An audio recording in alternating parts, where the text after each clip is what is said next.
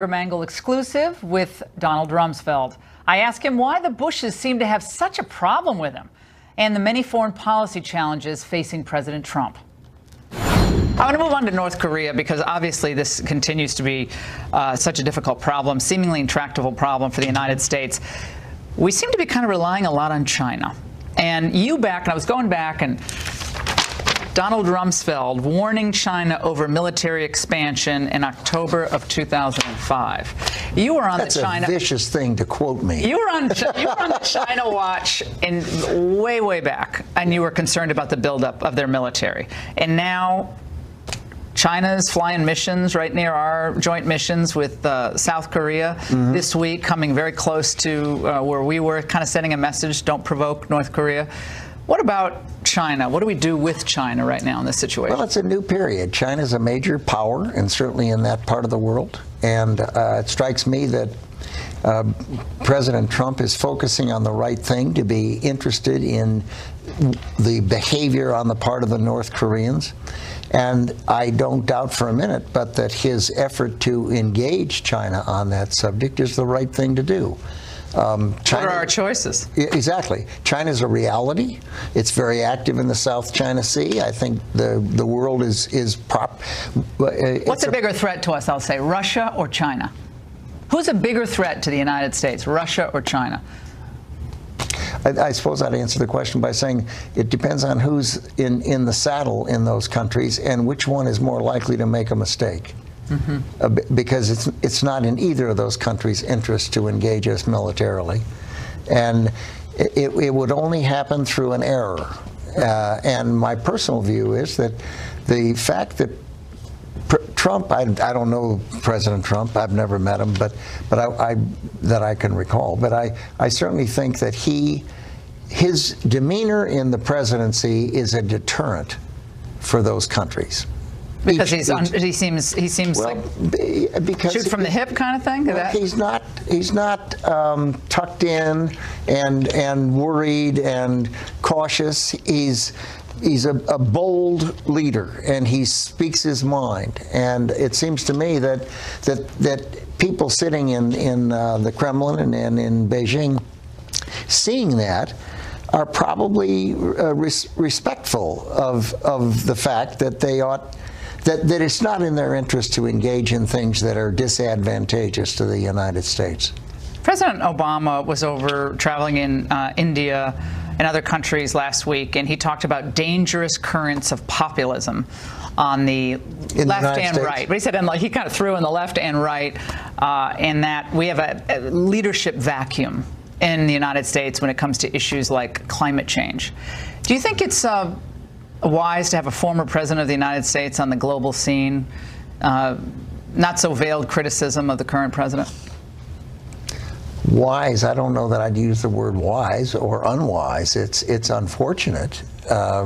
Most people, when they're overseas, tend to be more supportive of our country and more critical of our country when they're here at home. And that's free play and free speech, and one has to respect everyone's right to be critical. But most people do their criticism at home rather than abroad. The Bushes, over the years, have taken some swipes at you, H.W. and W. George H.W. Bush, Bush 41, said that he, at one point or another, said that you and Cheney were basically pushing us into the Iraq War. And W. made a comment in a book that was published this month. He said, the fact that there was any doubt in anyone's mind about who the president was blows my mind. Cheney and Rumsfeld didn't make one blanking decision. Yeah, he's right. I think that his father, who's getting up in years, made some comments about Cheney and Rumsfeld. Fair enough. He's always felt competitive, I think, to both of us. And so it doesn't surprise me. But George W. Bush, who was president, was the decider. He was the president of the United States. Cheney wasn't. I wasn't.